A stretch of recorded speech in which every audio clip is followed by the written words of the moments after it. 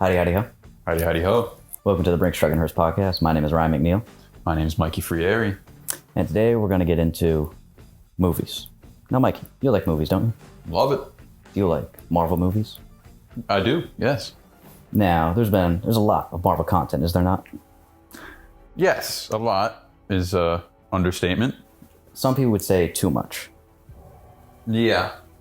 Do you think there's too much Marvel content? Because before it used to be one movie a year, then they worked their way up to two. Now we're looking at 3-4 a year, now with one TV show after another as well. Yeah. I think it's a lot. It's a little bit of there's an oversaturation, but I also welcome it at the same time. Do you think there's a lot of people who almost get burnt out from all the content, though?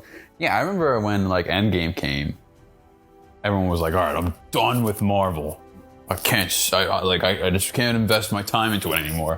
Which I understood, I guess, because we spent 10, however many years building up to it. So, and now we're just going to start back at square one, which I understand.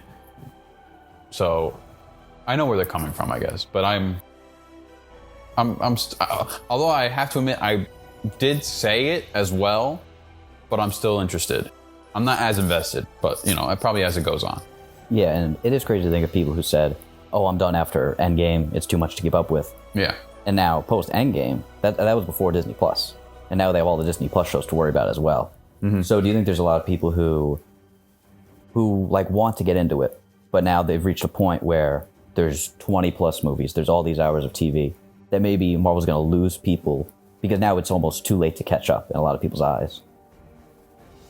Although I understand that, and I think that people will experience that, but to kind of counteract that, it is so accessible. Obviously, if you have the money for a Disney Plus subscription or something like that, or on demand, but that's you're renting a movie each time. So yeah. If you have the money for a Disney Plus subscription, there is no reason to not do it if you're interested. That is true. People have a lot more time on their hands now. Yeah. Just because of there's so many streaming services, because people have so much more time. People can spend hours sitting on the couch watching. Right. Obviously, you're not gonna be watching a movie every day. You're not gonna be watching a movie every day, but say you watch one every few weekends or something like that. Eventually you'll catch up, because obviously it takes so long for them to make a new movie. Yeah. So, I forgot about the shows. That might be another issue of investment. In what way? Because there's 6 to 8 episodes for each show, which are 40 to an hour minute episodes. That's a lot of investment. And I know my friend, we used to always go to the Marvel movies, but he hasn't watched a single. The only other Marvel movie he's watched since Endgame, first of all, is No Way Home, and he hasn't watched a single TV show because he just says, "Why? Why?" I also have a friend who hasn't seen any of the TV shows. Yeah. And at the end for the aftercard scene of No Way Home, when they show the Multiverse of Madness trailer, basically, mm-hmm. he didn't know what was going on because he doesn't watch them. So I feel I don't know if there's going to be more and more people who feel kind of left out of all the stuff and they don't feel like watching all these shows to get into it. But yeah, I didn't watch What If. Yes. So, I still have a general idea of what's going on with But What If that's not connected to. Well, the Evil Strange. That's true. There's things that that's true. As of right now, there's no direct connection, but in 5 years we may look back and say, "Oh yeah, What If was important for this, this, and this." Yeah, I would say it was a lot easier when the shows were coming out that you would watch an episode weekly. But now when you're coming in and you have all these movies that are or shows that are already out completely and you haven't watched a single one, that could be pretty annoying. Yeah, and I think it's also with the shows, at least, because there's so many theories and spoilers for so many things. Oh, I think people almost don't get. They're I'm not even going to try to keep up with it because it might get spoiled from anyway, or it's too exhausting to find time to watch an hour every Wednesday or an hour every Friday, whatever it is. Mm-hmm. And we've seen it with a few of them, how we get to the end of the season and it doesn't have as big of an impact in the greater universe as we wanted it to. Like Yes. WandaVision just kind of ended. It was Yeah. a neat story at the end of the day, but it wasn't as special as everybody wanted it to be. Yeah, I feel like WandaVision. I mean, maybe like, there will be. I'm sure there's going to be bigger tie-ins in the new Doctor Strange movie to WandaVision. But like so far, it was just a show that just they wanted to make. And I think it's the same with kind of Falcon and Winter Soldier, where I really enjoy the show, but it's very much just kind of in a bubble. And coming out of it, because they're probably going to do a Captain America 4 with Anthony Mackie, I don't think this is like such necessary viewing for when that movie comes out. Yeah. Because I bet people who saw Endgame be like, oh yeah, you got the shield at the start of this movie, it's Captain America. I bet people don't need to watch that middle chapter, or people won't feel like they need to watch it.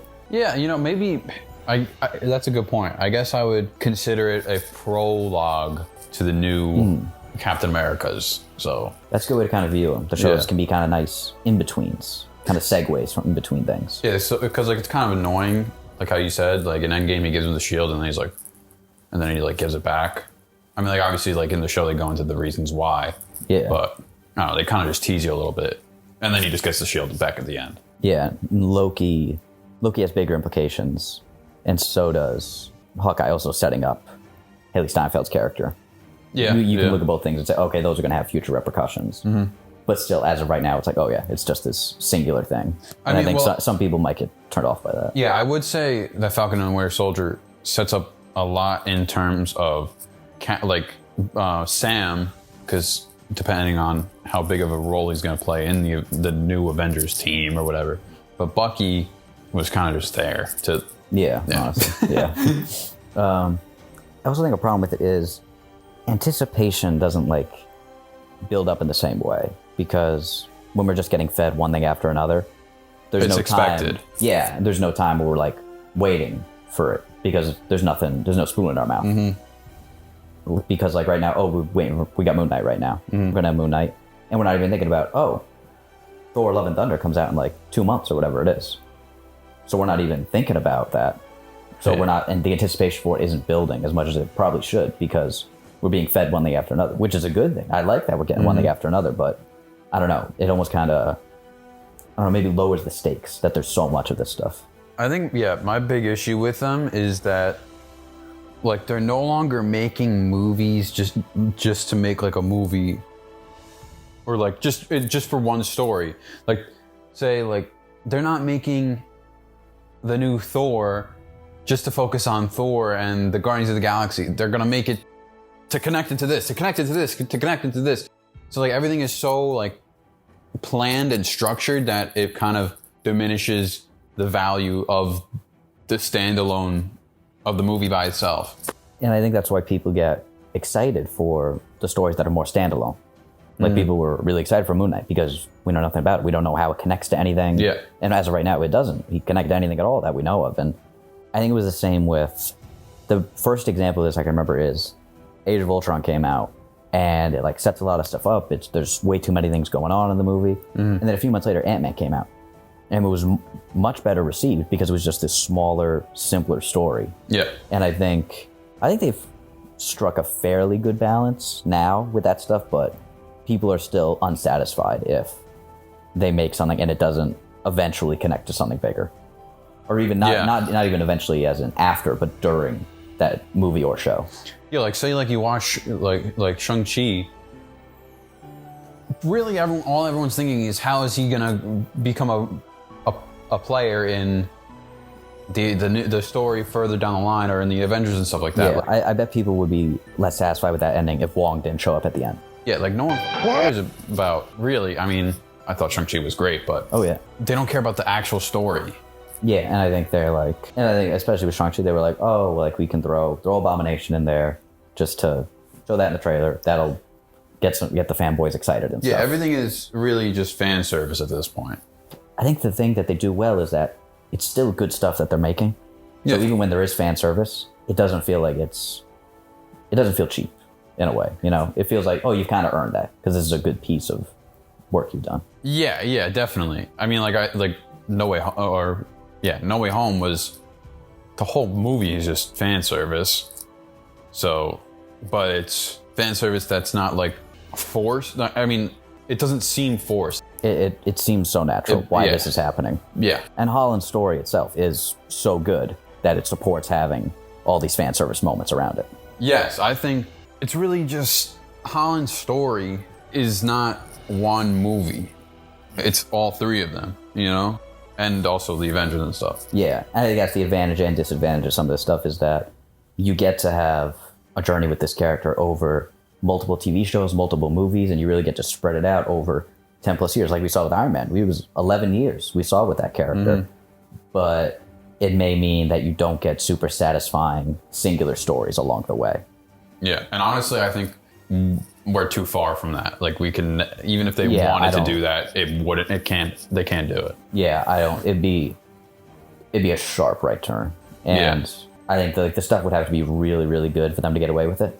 And I think they're capable of doing that, but it'd be too much of a risk for them to go in that direction and say, like, put a lot of chips in that way. Yeah, this is like why I think like when things are in separate universes, meaning like they're owned by different companies, so like the MCU can't really use them, like they're separate stories. Like the X-Men and Logan is one story, like all those movies, like the Fantastic Four ones. I mean, and Amazing Spider-Man, like whether regardless of your opinion on the movies, like the fact that like the Amazing Spider-Man or the Sam Raimi Spider-Mans are owned by a different company, like they can't really be a part of anything greater. I mean, obviously they did become into something, but it holds more of a value, those movies by themselves. Yeah, and I think it's a problem with, I think when I look at Sony too, when I look at something like Morbius and how it just seems like they're making such a little attempt to say, oh, let's make this a good movie, make this a good story. Because in the trailers, there's just so much stuff for just saying, look how this connects to Spider-Man. Look how this connects to the MCU. Yeah. Instead of saying, oh, look at our good movie. That's why you already tell me, oh, you made a bad movie. Exactly. You're just showing me that when you're saying, don't think about this, think about other stuff. Like if you want people to go to your movie, yes, obviously that like the showing how it connects attracts people. And like people are going to go see it just because it's attached to the Marvel title. But like the trailer should just be like, just showcase like something good. Yeah. And it'll show like your views and your box offices will show based on how good your movie is. Yeah. Like people will start talking about it. Like say everyone goes opening day and be like, oh my God, like Morbius was a masterpiece. Yeah. Oops, sorry. Morbius was a masterpiece. Yeah. And now people are going, oh, I got to go get some tickets. Yeah. You know? And the way we have streaming too now, things can grow on streaming services. Like Encanto did good in theaters, but it became a hit on Disney Plus. It became huge when it went to Disney Plus. So I don't think the effort should still be there to make something good because regardless, people are going to find it. Yeah. It's not a matter of, oh, you got to put seats in theaters, and like Morbius, I know, has been like, it basically like trying to guilt people and be like, oh, you're going to miss out on this, you're going to miss out on that. And I think a lot of movies are trying to do that now. Like I remember, I can't remember like any specific movie that this happened in, but a lot of the chatter was about, go see this movie. This end credit scene is amazing. The movie is but the end credit scene, oh my God, I can't wait. You know? Yeah, I feel like that was a lot of like DCEU stuff had that problem where people talked less about the movie and more about, oh, but this universe, what are they doing next? What are they doing next? Instead of saying, well, what did they just do?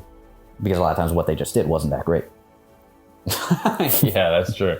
That's true.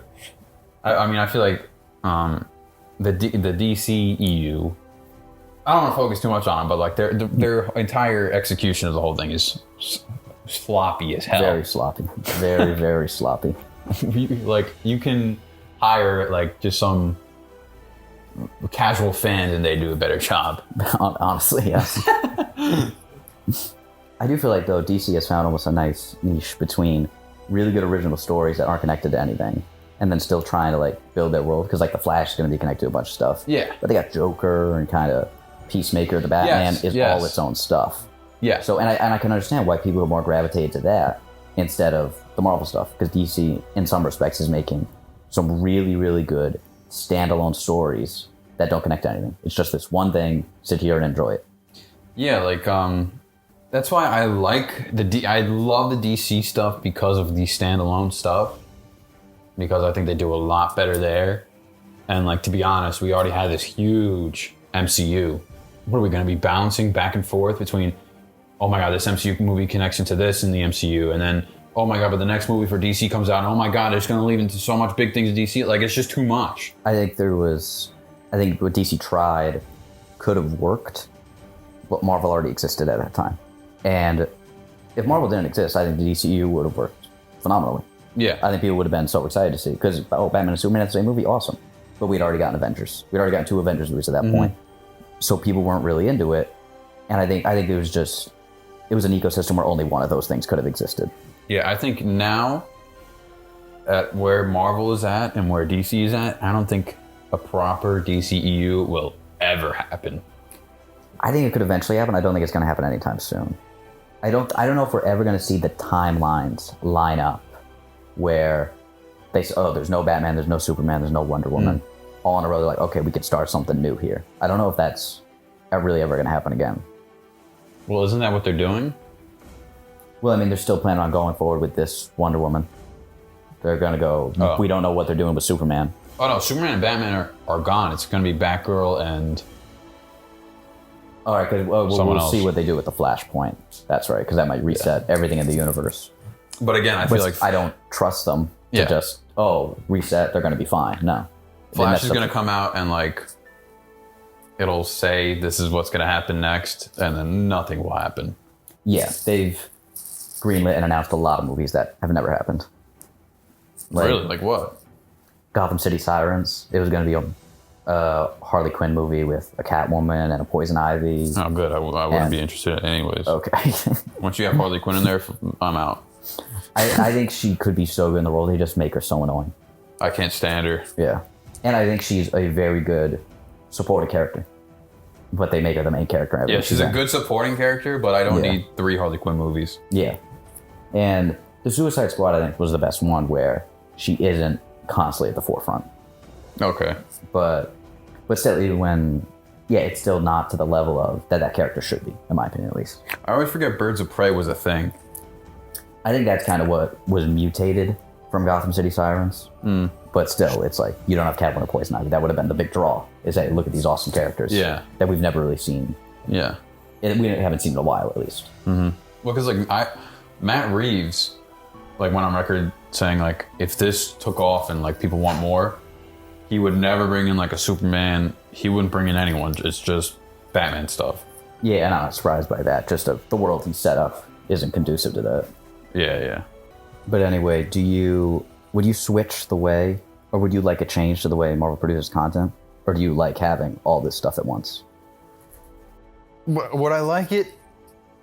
Maybe, but to be honest, if they're looking to go for like another like culminating story like Endgame, just keep bringing it to me. Like get it here. As like I'm not waiting every few years for the next installment of the story to come out. Like just bring it to me. Although really, so far we're still in like setup mode. Like nothing has really happened yet. Yeah, I don't think they can go about it in a different way. I think they're a little too deep in, because like how you said, it would be more of a right turn. But yeah, just keep bringing it to me then, if that's the case. Yeah, I'm the same way. If it's this format or nothing, give me this format. Yeah. And if it's this format or going back to like, one movie a year, I'd rather have too much than too little. Yeah. And I'd rather people make efforts in maybe characters people don't have much faith in or different properties. I'd rather an effort be made to add to this universe than no effort at all. Mm-hmm. So, what Marvel property are you looking most forward to? Well, it was Moon Knight, and now that's here. Which is now upon us. Yes, it is upon us. I would say I'm looking most forward to Doctor Strange is going to be huge, but I'm looking forward to, at least from what's announced, like I could say like the new Spider-Man trilogy, but that like hasn't been like official. Mm-hmm. I would go for Fantastic Four. Oh, okay. Yeah. Even though we don't know a cast or anything, that's the one for you? I think just the name itself and the fact that it's going to be under the MCU is huge. Is there anybody you want to play those characters? I'm a big fan of the John Krasinski Okay. Fantastic Four. Okay. I'm not crazy about that one. But we'll see. I am very excited for that movie. And I wouldn't be mad if he got cast. But yeah, and I have faith in Marvel for them to actually make a good Fantastic Four movie for once. I think they'll do a good job. And John Watts as being the director.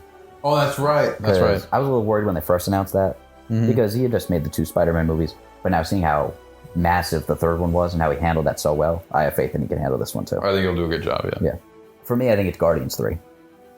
Because I think it's kind of going to be the end of the road for these characters. I don't think they're going to do much more with Star-Lord after this or Gamora after this. So I think it's going to be a pretty epic conclusion. Yeah, that's the reason why I didn't pick it to be my most exciting. Because, like, it's just the end.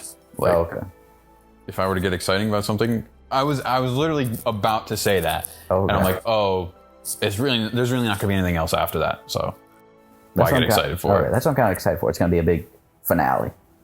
Okay. And it's James Gunn. He hasn't really failed me yet. Yeah.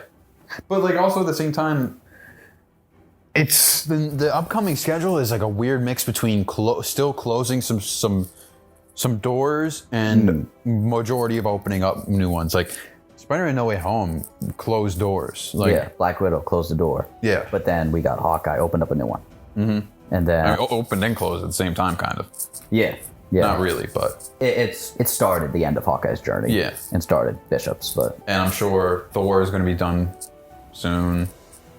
I bet this will be his last one. I think really the only Although he has said that he will do Thor as long as they'd have him. He wouldn't stop doing it. I'm not gonna be against that. Yeah, no. If he can be around as long as he wants to, I'm fine with that. As long as it's not overkill. Yeah, I'm super excited for the Spider-Man trilogy because one, he's still a fresh face, and we're gonna build. He's kind of a grounding point for everyone. Yeah. Like, hey, we know him from the last story. Yeah. And he's gonna be like the driving point. Like, hopefully, he's one of the few like carryovers from the Infinity Saga. It's like him, Mackie, and everybody. Yeah. Like, I know it hasn't been official that the new trilogy is coming, but I think it's been official-ish. Yeah, it's definitely gonna happen. Okay. But yeah, I mean, like looking at the next schedule over the next year and a half or so, there's a lot of exciting stuff, but it's the stuff we don't know much about. The Fantastic Four, the new Spider-Man, Mutants is what I'm super excited for. I can't wait to see what they do with the X-Men. Oh yeah, definitely. What do you say is your least favorite of the upcoming? Like the one that you're just like, please spare me. The problem is every time Disney's announced something or Marvel's announced something, there's been times where I've scoffed at that. And I said, I'm not looking forward to that. And then I end up loving it every time, pretty much. Yeah. It happened with WandaVision. I wasn't excited. And then I ended up really enjoying it. Hawkeye, for certain. I was like, I don't need a Hawkeye show. And then I ended up loving every episode of that show. So, like, as of right now, I saw the trailer for Miss Marvel. I thought that looked pretty interesting. You thought Miss Marvel looked interesting? I thought it was an interesting kind of small story. I thought that trailer. I thought it looked fine. It looked fine. But I'm not excited for it the least bit. Honestly, like, I don't know. She-Hulk is the one where we don't know a lot about it as of right now. Yeah. But, like with Hawkeye, it was like, the carryover is Clint Barton. We know that is, even though it's more a Kate Bishop show. Yeah. It's like, that's the carryover. With this, it's going to be the carryover is Ruffalo, as Bruce Banner. Yeah. And I'm done with him. I really don't need to see any more of him. Especially when I know he's not going to turn into the Hulk. Or is most likely not going to turn into the Hulk. I wish they would redeem him, though. I guess that's the one I'm least excited for, but no matter what they do, I have faith in them that's going to be good. And I think that's why they're able to make so much of this content. I think She-Hulk could be really cool because I think I told you this before. Like, her alias, she's a judge. Oh, yeah, so it could be we might see Matt Murdock. Yeah. I don't know if he's going to play a role in it, but he's going to make an appearance. Yeah, this would be the way to segue him back in. Yeah. Before he gets another season of the show or whatever happens. Yeah, whatever they do with him. Yeah. Movies and stuff. But it's an exciting time to be a Marvel fan, as it always is. As it always is. It's always so exciting to be a Marvel fan. And I think we're indebted to the MCU. Yeah. Yeah. I'm grateful for what they're doing. They're doing something really just amazing. It's unprecedented, and it's unprecedented up to this point. Like, we will probably never see something like this ever again. I don't think we're going to see it ever done this well again. Yeah. And the problem is there's no guidebook for how to do it, but they're forging their own path. Yes, that's right. And anything Daredevil, I welcome. Anything new Daredevil. Yes. This has been the Brinx Truck and Hearse podcast. We want more Daredevil. We will picket sign for Daredevil. That's right. We will march outside of Disney headquarters for more Daredevil. We will picket sign with canes and circle glasses. Yes, we will. This has been the Brinx Truck and Hearse podcast. My name is Ryan McNeil. My name is Mikey Frieri. And remember, folks, Howdy, howdy, ho.